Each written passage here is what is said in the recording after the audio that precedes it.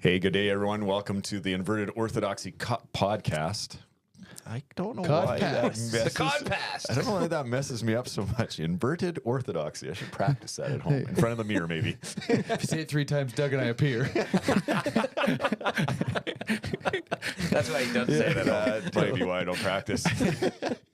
Anyways, we are here. I am Blake. I got Pastor Kyle and Pastor Doug with me. We are 3 pastors of Living Springs Church, as you guys are probably aware that have listened to this podcast before. And we want to take you on a journey and try and answer your questions, but take you on a journey kind of through theological and history and maybe why we get to the answers we do when we do come to the answers. And sometimes we create more questions, which is good too. Okay, I got a question. I missed last week's podcast. Yeah. And in the time I was away, we've downgraded from an adventure to a journey? Today's a journey. Okay. Last week was an adventure. Was it? Last week was an adventure. Okay. I was just curious because you were like sold out on the adventure for a few weeks in a row. Then I missed a week, and I like to change it up. All right. Cool. Yeah. We're on a journey. We're on a journey. Let's journey. Right on. Well, let's start with some AER. Time for accusations, explanations, and recantations. This says, Kyle, on Sunday, you preached on John 17, and one of the things you talked about was oneness and how we should become one with other believers and not just with God. I have given them the glory you gave me so they may be one as we are one, is what it says in John 17. I'm curious about the original Greek on the word one in that verse, both references, and whether it is the same as the one used in Mark 10 in reference to marriage, where 2 shall become one is referenced. If it is the same word in all 3 uses, then how or why does the oneness of marriage differ from the oneness referred to in John 17 with all the believers or with God? I was not fast enough to get up the Greek here. Do you want me to pull it up while you're if talking? you want to work on the Greek, I do still have an answer without getting to the Greek that I would like to have confirmed if I'm right. But here is where I would like to begin with this question. I think they are actually the same oneness, but set to the limitation of what we're able to participate in this side of the new kingdom of heaven. Where marriage, as far as Jesus is concerned, is done away with in heaven and in the life with him. And the oneness that we are hoping for is able to be fully experienced in heaven together, where the new creation and new humanity are able to join with one another completely. We don't know what the implications are with sex there, but other than that, the oneness should be able to be shared in that space and completed as Jesus was aiming for it there. But because Jesus knows we are limited and God knows we are limited capacity here in this world, there are only enough capacity for us to experience that oneness in small sections. And even marriage is an accommodation towards that, in the sense that even the best marriages are still not fully enjoying, if you just between those 2 people, the oneness to the full degree that I think we will one day experience. But for those that it is a good thing and a healthy thing and a safe spot, I think it's the closest we get to experiencing that with one another. And then maybe expand that to with your kids. And then I think that's probably the limits of where most humans can get anywhere near that oneness. Maybe within your church community is a really healthy one. But I think when all of our brokenness is removed, we will be able to experience that with the whole of humanity. So I'm just pulling up, I'm still working on getting all of the Mark. I haven't found the Mark 10 yet, but in John 17, verse 21, that they may be one as thou fought. Why am I reading from the King James Version? That's what it happened to pull up when I. Nothing wrong with King James Version for all of you who love it. It's just not what I normally do. Okay, the LEB, that they all may be one, just as you, Father, are in me and I am in you, that they also may be in us, in order the world may believe that you sent me. Yeah, one's in there a lot of times. No, there's only one in there once. They may be one, just as you, Father, are in me and I am in you. Now, if you go to verse 22, the word one appears again, and I can pull. I've got it here. To 22. That is the same Greek word both times in John 17. And the mark is a different word for one. Is it? It's not hen. It's not hen. It's Mia. Okay. Yeah. So I would, and my thought would be that it's not exactly the same, although there's some similarities. Yep. That the oneness you're talking about in marriage would be a different oneness than the oneness you're talking about in the church. There'd be overlap. Yep. But certainly the oneness you're talking about in marriage is an exclusive oneness. Yeah. And the oneness in the church is not an exclusive oneness. But I just wonder where, again, remove the limitations of this existence. Like, I think that is the end product that everyone will be able to share with one another. I think for now, that's exclusive to marriage and to the commitment and covenant that is made there. But when those limits are removed in eternity, is that oneness not expanded beyond covenant and marriage done away with? Or else it's more subtracting than adding.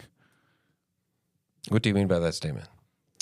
We are, if we're just taking away marriage and there's no expansion of oneness, it's actually just lesser experience of oneness, even though we'll all get along better, hopefully.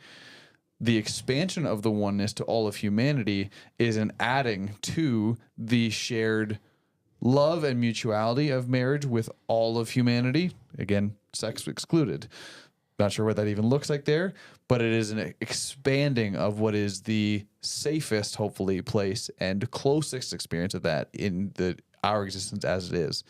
Widens up to all of humanity. But I guess don't you think there's a difference in the oneness that Jesus is talking about the church and the oneness the Bible's talking about marriage, in that in marriage, that oneness I think applies in three realms, we'll say.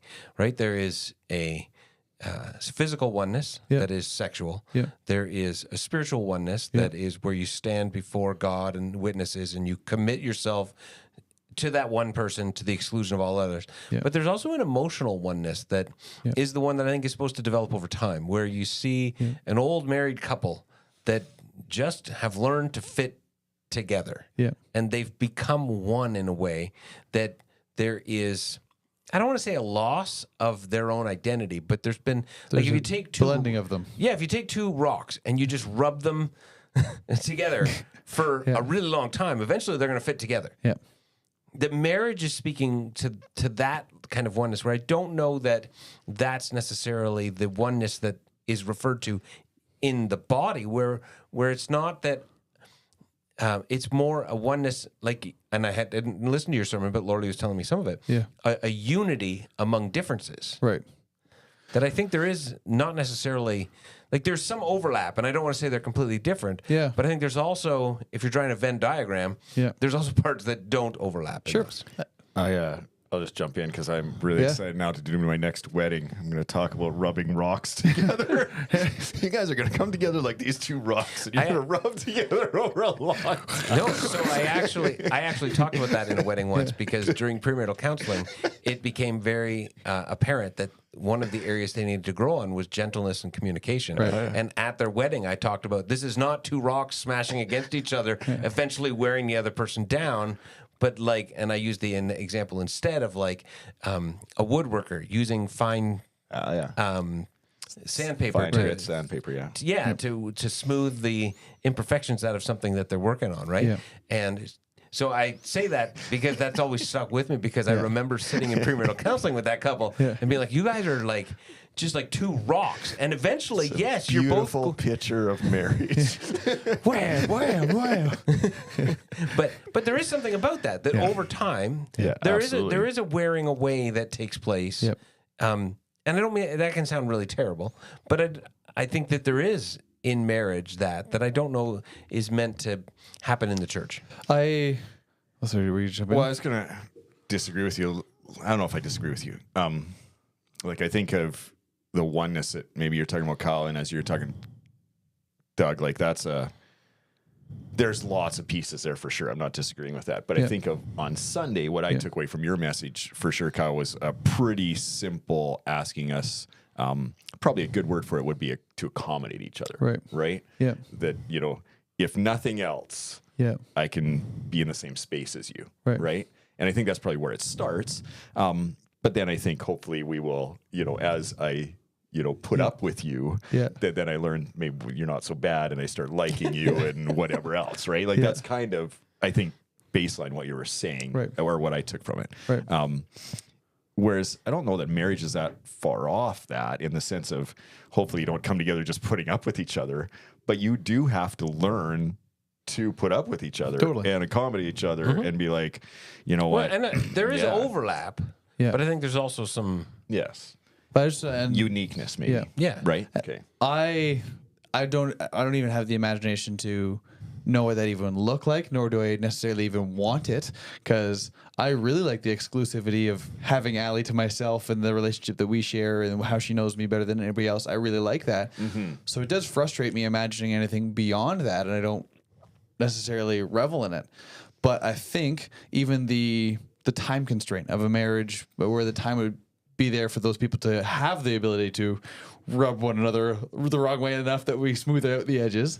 What I was talking about on Sunday was I said Jesus has given us the church as a necessary component to our discipleship because as we begin to do this with one another, it's actually that same process, just in much smaller bite-sized pieces and with the average age of 80 years to do so. Yeah. You give that person forever, eternity. You give them the healing and lack of brokenness in an individual life, and the shared desire and mutuality and unity of eternity together. And I think we will experience that refining through each other in our difference. I don't think we're all just melding to one. I think we're going to bring the same thing with no capacity to it.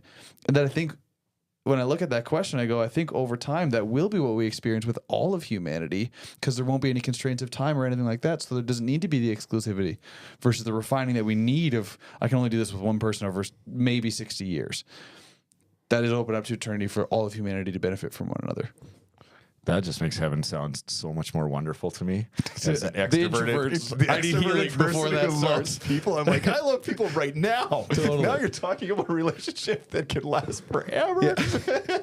And there'll be no hard feelings. Like, this is just going to be so good. Totally. And that's what I'm imagining. I'm happy to be wrong on it too, but that just taking out all those time constraints, that's where I see that can go. And you have an unending opportunity to do that. And then when you've had 80 years with the next person, there's infinite number of people to then enjoy that with. Like, I just think there's this cool refining process of humanity that will take place over an eternity with Jesus and wholeness for ourselves. Yeah. All right. So moving on. The easy answer is no. It's not the same one. That's what they asked. It was the same one in Mark as it is in John. But obviously, we believe there's overlap. All right, next question. Our first question today. Why did Jesus say of Jairus' daughter, "This child isn't dead, she's merely sleeping"? Was Jesus being sarcastic or lying? Or do you believe there's a state of non-breathing where one is not really dead? So I pulled this up and I've lost it now. That was in Mark, I want to say Mark 5, where Jesus goes to heal Jairus' daughter. Maybe it wasn't Mark 5. It is Mark 5:21. It is Mark 5. Okay, it's the end of Mark 5. And when Jesus walks in, and it says in verse 37, he didn't let anyone follow him except Peter, James, and John, the brother of James. When they came to the home of the synagogue leader, Jesus saw a commotion with people crying and wailing loudly. He went in and said to them, "Why all this commotion and wailing? The child is not dead, but asleep." But they laughed at him. After he put them all out, he took the child's father and mother and the disciples who were with them and went in where the child was. He took her by the hand and said to her, "Talitha cum," which means, "Little girl, I say to you, get up." Immediately the girl stood up and began to walk around. Certainly, if you read earlier in this story, the girl is dead. Why does Jesus say she's only sleeping? I have no idea. Whether he's... I don't see that he's like joking around or being sarcastic. I don't think that Jesus is unaware of the situation. But I do think that Jesus is calling people to a place of faith and realizing that this is not the end of hope. Do you think he's already healed her? I think there's this like time frame in there where like he's walking into the house or whatever, and he's already done the healing. And so when they're all crying, he's like, she's just sleeping. And he walks into the room. She's not dead. She is just literally sleeping. And he's just like, get up. Could very well, she's because sleeping, right? because when you read verse 41, he says he took her by the hand and said, little girl, get up. And she just stood up. It doesn't say that she was restored to life at that point. Right. So maybe he's not lying. Maybe he's like saying she's just sleeping because at that point she is. I don't know. I'm just throwing it out there. But We have all the stories of people that were buried and then they had to put bells on because they started having people wake up on the inside. So previous to our modern medicine, there definitely were those errors at times where this could have been one. The thought that came to my mind, and then I pulled up a commentary that seems to be along similar lines, is Jesus' playfulness of like, he realizes how little power even death has in comparison to what he's doing. Like, she's just sleeping. It's nothing. Right. So this commentary jumps on and said that Jesus seems to have been drawing on Jewish apocalyptic imagery of death as sleep from Daniel 12, where he just like, this is nothing in comparison to the power of our life-giving creation, your universe creating Father. So it's nothing. And like kind of playing it off loosely in sarcasm. So that's cool to see. I don't know that Jesus would walk into that place and mock them or you know what I mean? them. Like I have a hard time, and I understand the thought, and that's why I said, like, I think he was speaking to the fact this is not the end of hope. Yeah. And Paul talks later in some of his epistles about, that is why some of you sleep. I think it's in First Corinthians 12 or 11 around the Lord's Supper. Speaking of people who are dead, using the term sleeping. So there's definitely an overlap there where those words get used, but I don't know. It just seems like that could be really received poorly, and cause offense. But I do think that Jesus is speaking to. This is not the end of hope. Yeah, which I'll push back first. I don't think Jesus was worried about not offending. There's a lot of things Jesus says intentionally to offend. They did kill him. But there's a difference between offending religious leaders who are out to trap you and test you, and walking into a group of people mourning and grieving the death of a child. But even here in Mark, being like, hey guys, I got a joke. Where Jesus disperses the crowd with talking about his body and blood. He disperses the one guy who comes to him and says, let the dead bury their dead. Like, even around those situations, Jesus doesn't seem to be uncomfortable to speak things how they are. The other side, it could be him preloading his miracle with the language of the lightness of death in comparison to him, because it's right coming into this. It's nothing. She's just asleep. And again, I also would say this speaking of death as sleep doesn't necessarily have to come off. I know I said sarcasm, but maybe not so much, but as a hopeful way of speaking about it, like how we speak of even the dead now, of they're in a better place. Well, the place they're in is 6 feet underground. They're not in a better place when we say it that way, in the sense as we are awaiting the fullness of resurrection. So even depending on how Jesus says it, could have had a number of different approaches, but as well, if he's preloading his miracle, she's just sleeping, now get up, because of the power that he's holding. I just don't see sarcasm and Jesus. Like, that could come across very distasteful. And I'm not saying Jesus wasn't afraid of offending people. He certainly was. But when you see him at the tomb of Lazarus, he gathers with the people mourning and weeps with them, even though he knows he's about to raise Lazarus from the dead, as evidenced by the beginning of that chapter. Right? Like, he literally says to his disciples, I'm going to raise him from the dead. But he still has compassion with the people in the reality of that moment. And I think, Jesus can certainly say sarcastic and offensive things if we're treating something that is a big deal that isn't a big deal, or treating something that should be a big deal like it's not. Like, certainly he's you see that in the Gospels. But this is a big deal. Right? And so I don't know that he would walk in not and misreading the room. But what did it say the crowd's response was to him, or the people in the room? There is a response, isn't there? It says they laughed at him. They laughed at him. So it wasn't, they weren't confused, or not confused, sorry. They didn't take it as meaning he's just using another word for dead. Whatever he said made them believe he is talking like she's living when we know she's dead, right? So that's true. But also Mark, I'll just put, because the Jesus in John is portrayed very differently than the Jesus in Mark. Like Mark's Jesus goes out of his way to offend people over and over again. Like he disperses the crowd many times and does those things a number of times. That again, the weeping Jesus with Lazarus and Mary and Martha is written out of just from the disciple who Jesus loves perspective, who's sat on this for 50 years before writing it. Mark wants to like Mark's also the ending that ends with Jesus not even resurrected potentially. Yes. Like there's just a much more cold and bluntness to Jesus in Mark's gospel than there is in John's. That I don't know if I would always draw those comparisons and pull those together for the same sake, because I think there's something different he's doing with this gospel than the one in John. Yeah, Right, but I also think that the Gospels are telling stories, Yes, very much so. like, of the history of the life of Jesus. Yep. Right? So he's not just making up a story to prove a point about Jesus. Correct. Yeah, I agree with that. But just how he chooses to put it, the bluntness of Jesus in Mark is not unfamiliar to the rest of his gospel. Yeah. Now, when you say they're in a better place, they're just 6 feet under. They're not. They're just 6 feet underground, waiting for the resurrection of Jesus, Yeah. or the return of Jesus. Yeah. Sorry. Are you advocating soul sleep? I'd probably lean towards some definition of that, yeah. Or a removal outside of time, which then soul sleep is an irrelevant term, but I don't know how. I haven't spent enough time to have a real solid opinion, but there is when we get to Thessalonians, a raising of the dead first before the living, not necessarily to a rapture to try to replay all that, but there's an ordering and there's a timing difference there. So, just for clarity for people, soul sleep Yep.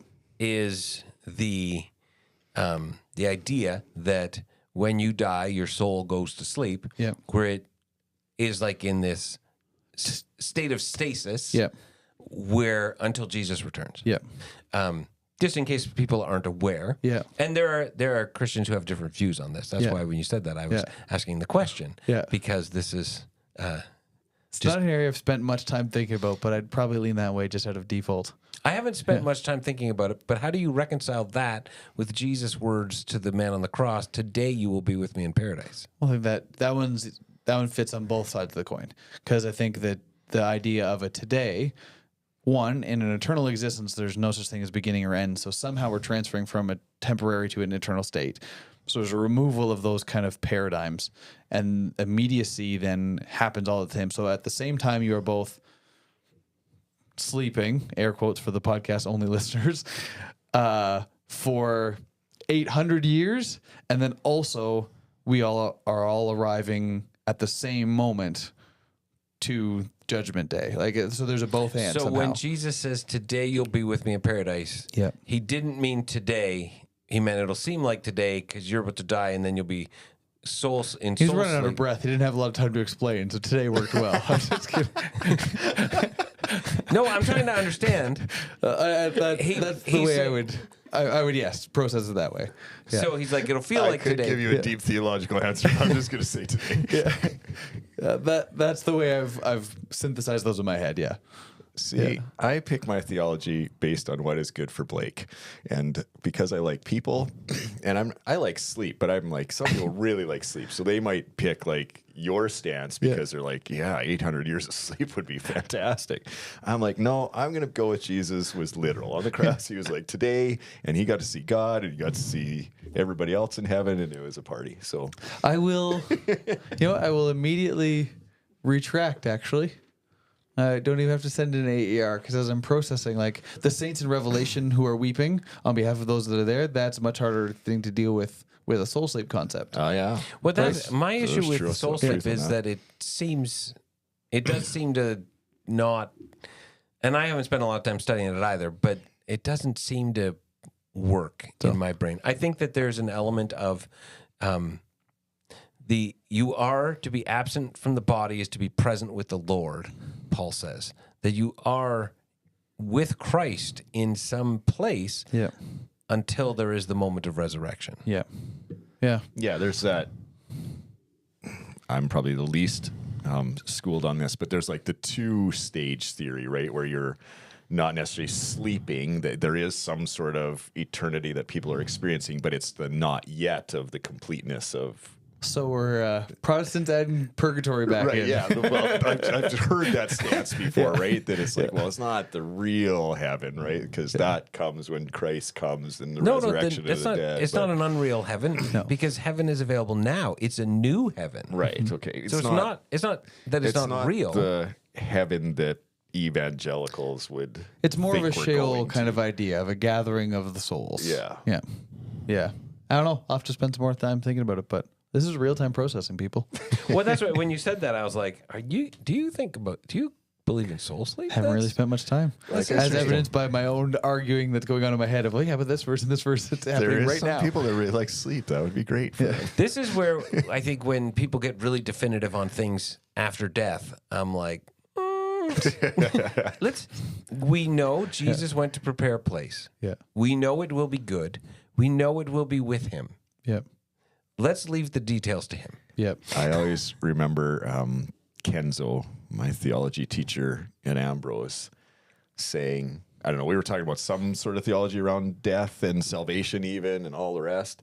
And he is like, there's a theology that we hold as pastors, and there's a theology that you speak to people at a funeral. Yes.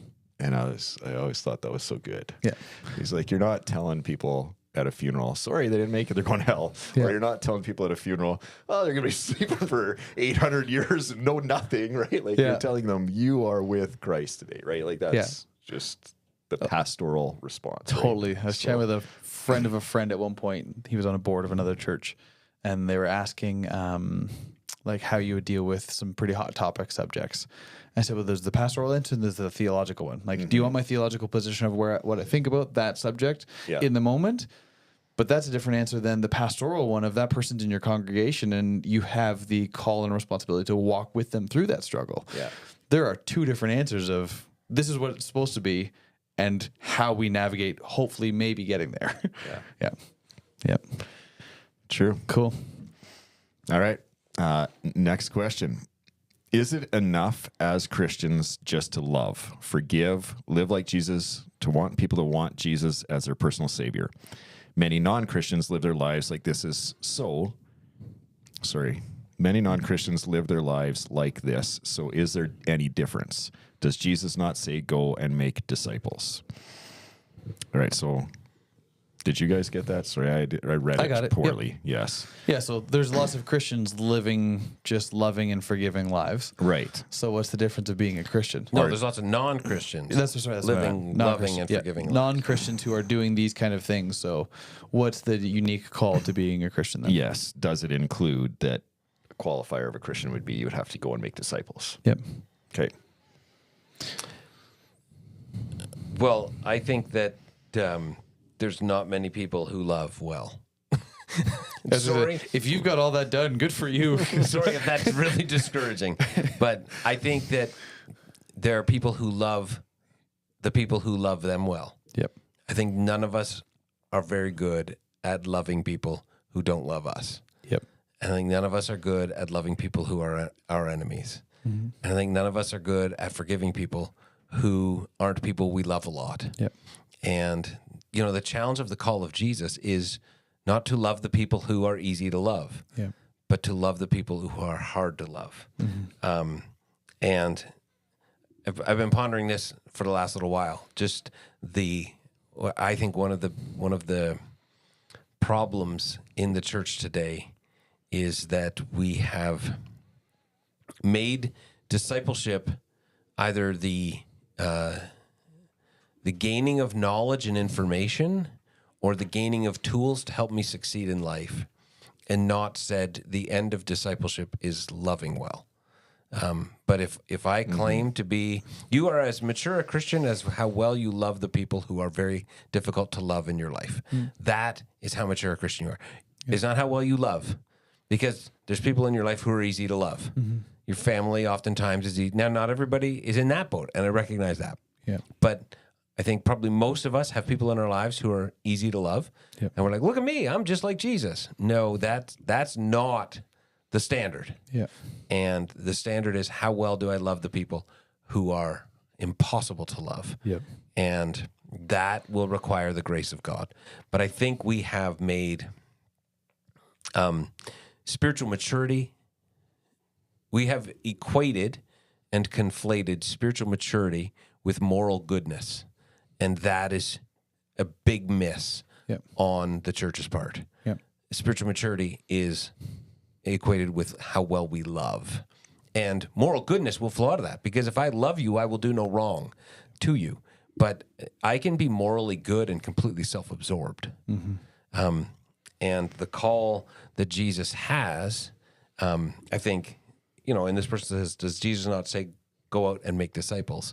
Well, that's the end of Matthew, Matthew 28, 19, and 20, the Great Commission, where, if we look at the book of Matthew with what Jesus has instructed them, you have repent, for the kingdom of heaven is near, which I think is the theme over the entire book, that the rest of the book is just unpacking what this looks like and what this means, beginning with the Sermon on the Mount. And that's not to say the Great Commission doesn't apply, but I do think we should, to go back to what you were talking about, the difference between Mark and John, we should look at the different conclusions of the Gospels and the ways those authors chose to end their Gospels intentionally, as though they are each wanting to say something, and one is not more important than the other. So Matthew is the Great Commission, where it's go now, live into this kingdom, remember this kingdom of heaven is near, and I've taught you what the kingdom of heaven is like in the Sermon on the Mount, and I've demonstrated it through the rest of this book. Now go and help other people discover the nearness of this kingdom. It's not moral goodness, it's the nearness of the kingdom. Mark, I agree with you that I think it ends before the book ends. I think it ends verse 8, I want to say, but I could be wrong on that. Or maybe it's verse 7 and verse 8 to 20 aren't in the earliest manuscripts of Mark 16. And it ends with this, the women are just afraid and they don't know what's happening. And Mark ended the book that way because the reader has that same choice to make. Luke ends his focused on waiting on the Holy Spirit. John ends his with the restoration of Peter, that even the person who denied Christ, who said of his rabbi, I don't know him, which is the end, that you're no longer that rabbi's disciple, can be restored. So whoever you are, wherever you are, whatever you've done, there's hope to be this rabbi. Like each one concludes with these different endings that each say something powerful about how we are called to, what we're called to do in response to what we've just read in those Gospels. Yeah, that's good, Doug. I really appreciate you pointing that out, because I think most of us don't read the Bible thinking that way. And obviously in my lifetime, and probably in you guys too, but I have been under the teaching where the go and make disciples would be the biggest goal or thing, call for Christianity. But you're right, that's only Matthew choosing to end his book like that. I would answer the question a little bit like this for myself. And probably in my mid-20s, there was a shift for me in, yes, what is Jesus requiring of me? What do I do? And I realized that doing tasks, so specifically to this question, if the goal is to go out and make disciples, I don't know that that will naturally cause me to love people. In fact, in some ways, it might cause me to be more judgmental and harsher on people. So I could accomplish that. I could go and make lots of disciples, but I don't know that I'd be, that would naturally cause me to be a loving person. I think if I flip that the other way and I just seek to love people, especially like you're saying, Doug, even people that aren't easy to love, and I love Jesus, I will naturally make disciples. Because if I love them, I am going to want them to know this God that loves me and know Jesus who can restore them and all the rest, right? So definitely in my mid-20s, I remember making that conscious decision for myself anyways, where I was like, I think the goal for me needs to be that I love people and try and love people, and then these other things will fall into line. Well, I think for me, the answer is in finishing the sentences. So what does it mean to go make disciples? We hear that, we go, okay, I got to go tell people to put up a hand and say a prayer. Jesus is not done speaking. Make disciples of all the nations. How? Baptizing them in the name of the Father, the Son, and the Spirit. So we come under that name and the healing that comes with that and the wholeness that comes with that. What does it look like to be a disciple? Teach them to observe everything I have commanded you. Jump to Matthew chapter 7, the end of it. Therefore, anyone who hears these words of mine and does them will be wise like a man who built his house on the rock, which is referencing the whole of the Sermon on the Mount that comes before that. Right. So at the very least, even if we just had Matthew 5, 6, 7, and 28, when Jesus says, teach them everything I have commanded you, that includes the loving, the forgiveness, the grace, the generosity, all the things that are there. And so there's no such thing as making a disciple without teaching them what Jesus has commanded. So when we equate and conflate, I like that you jumped on using it with me, Doug. Yeah, I did hear that earlier. I did that. That was just for you. We conflate discipleship with just coming to Jesus. With conversion. With conversion, that's a complete misnomer. That's the beginning of the journey, not the end of it. And so to think that we can have discipleship without becoming more like Christ, we have failed as a church. So when it says in the question, can we just love and forgive and all those things? I think, one, we have to recognize the impact Christianity has had on history is far more wide-reaching than we ever give credit to. Again, I'll make reference. I know I've mentioned this book a few times, Tom Holland's Dominion, where the base Western understanding and values are completely formed out of Christianity. Oh, absolutely. In fact, Richard Dawkins and a number of other prominent atheists now will say, I am a cultural Christian, which is really interesting. I believe in all the things Christians believe, except for the whole God part. Yeah. Because we have so expanded to the rest of the world and shown them the value of every human being and of life and of generosity and taking care of those who are suffering, that has become the basic Western standard that those that don't even believe in Christianity already hold that to be valuable and true. And fundamental. Right? And so when we think there's a lot of people who are doing that, yes, they may not proclaim the name of Jesus, but they have already been discipled from generations past that have made that impact on society is the first case I would make. So true. And second, the way that we do that, I know there are some great examples of that. And I would love to get a psychologist to sit with each one of those people and go, how are they doing this? Is actually that they're just building up their value on trying to do those things? Are they really genuine, or are they just for the sake of building up some fame or recognition? Maybe. That's the pessimist side of me. But the other part of me goes, the average human can't love and forgive well, which is why we have the beginning part. We are baptized in the name of Jesus and in the Father and the Son and the Holy Spirit total, because I cannot be a loving, forgiving person without that power. Yeah. And so is it enough to do that? Yeah. I think it might be really good if society were to do that. Are we required to make disciples? Yeah. But the process of doing that is a slow one. That takes time, and I know we've mentioned it, I won't get tired of mentioning it, the patient fermented the early church. Absolutely. Of like the idea of making disciples is a lifelong commitment to the person you want to disciple, not I'm going to bring you to church so my pastors can guilt you into putting a hand up so that I can wash my hands of the job. Project done. And now you're a disciple. That is not spreading the gospel. Yeah. Spreading the gospel is changing and inviting the kingdom of God to inhabit in the lives of more people, and I commit myself to the process of helping that happen. Yeah. So That's a gooder. we need to, yes, be loving and generous and forgiving people. And the people who are doing that have already been impacted by Jesus. Let's invite them to complete the whole job and do that for a lifelong pursuit. But And it's not just, and I'm not trying to minimize, loving and forgiving. yeah. Right? Because I go back to what you're saying. When people, there are people who you would look at and you'd be like, man, they love so well. Yeah. But there's a lot of people who don't really love well. They just don't know how to say no. Yeah, there's that too. That's not love. Love has to be done freely. Yeah. It has to be given freely. It can't be given from an obligation. It can't be given from a sense of the fact that I don't know how to say no, so I'm just going to say yes. Yeah. And so this is part of that whole discipleship that includes what it means to live in the name of the Father, Son, and Holy Spirit. Because that baptism into that name is not just a momentary thing. And we think of baptism as, just that moment of dunking, and then they're good. But it's now learning to live out all of that. What does it mean to live in the name of the Father, the Son, and the Holy Spirit? I live as a child of God who's loved by him. So I come into freedom. And in that freedom, I choose to serve and love others. So there's all of that I go, I think sometimes some of the people were like, man, they love so well. Yeah.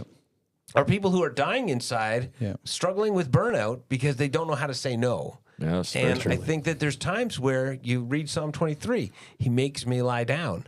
That God is trying so hard to get people to lie down, but they won't trust him enough as their shepherd to lie down and rest because they still feel all the need. So that's, although they love well, they haven't been discipled into actually what the reality of love is. Yeah.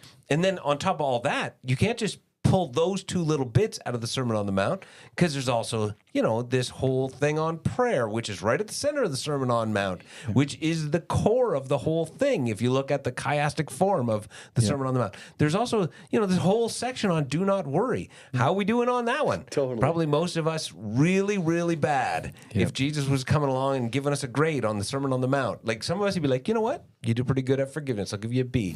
You do pretty good at love. I'll give you a B. Worry. I don't know anybody's getting an A on that. Yeah. But it is learning to live this life of Jesus by the grace of God that we're called to help people unpack and figure out. And it is not, like you say, just this conversion. I was thinking the other day, if we took our current idea about evangelism and we judged Jesus by it, he was a terrible evangelist. Because how many times, first of all, he taught using parables so that seeing they would not see and hearing they would not understand. He heals a bunch of people and then just disappears. Yep. He doesn't I healed you. But hey, guess what? You need to pray this prayer. Jesus. You're going to go to hell when you die. He He just disperses the crowd at least 3 times in Mark. he just scares goes around people away doing from him. good. Yeah. And I'm like, we would be like Jesus. Jesus didn't have a single follow-up card. You need to seal this thing, right? You really need an altar call. Like when the churches ask for your stats, how many baptisms, how many, you're not going to do. Effectively, at times he tells people, don't tell them about me. Yes. Yeah. But Jesus takes a small group and invests heavily in them for 3 years. And then says, okay, now go forward and do it in the power of the Holy Spirit. And so, yes, this discipleship call is so much more an investment of my whole life. And I think that in the church, and this might sound harsh, please forgive me if it sounds like I'm picking on you, but I think we haven't committed to the process of discipleship wholeheartedly, of submitting my whole life and living my whole life as a Talmudim, a student of Jesus, a disciple of Jesus, that in everything I do, I'm going to go to Jesus to say, hey, Rabbi, how do I respond to this? Yeah. We don't live with that sort of intentionality in prayer and in focus and in groups as we have other people who are further along in the journey that would speak into our lives in that. We're just off living life, and we're trusting Jesus, and we're hoping he's going to help us along the way. Yeah.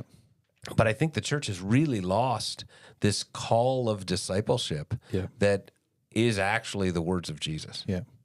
I'll say, and I know this is not coming from the questioner, because you state, is it enough that Christians just love and forgive and live like Jesus? So I recognize you're starting that is a base understanding, but I do want to acknowledge the underbelly of over-focus on conversion or discipleship is often, or an evangelism, where we are now dealing with massive repercussions in the church and the image that people see of Christianity and culture, because we've so been focused on bringing people in and building an empire and having something large, that we have forgotten to deal with the character behind the scene. And now we're watching week after week another scandal with another pastor. There's a documentary that just came out from the girl who wrote Kristen Kobes-Dumais. She now did a documentary for our daughters or something like that about all the sexual abuse that's happened within churches. And the things that we're dealing with when we have not dealt with the character and satisfied to, as you've been saying, Doug, just check the moral boxes. Like I didn't do all these things, so we're good. And I brought 6 friends to church and they put their hand up, and now we're no longer smoking or swearing either. So we're doing great. Like the underbelly of focusing on evangelism over real discipleship has left now multiple generations in the wake of our version of Christendom. And so I think we have to, as Christians, be so much more focused on loving and forgiving and living like Jesus. And evangelism will be, again, back to patient ferment, a natural fruit of a group of people compelled to live the way of Jesus.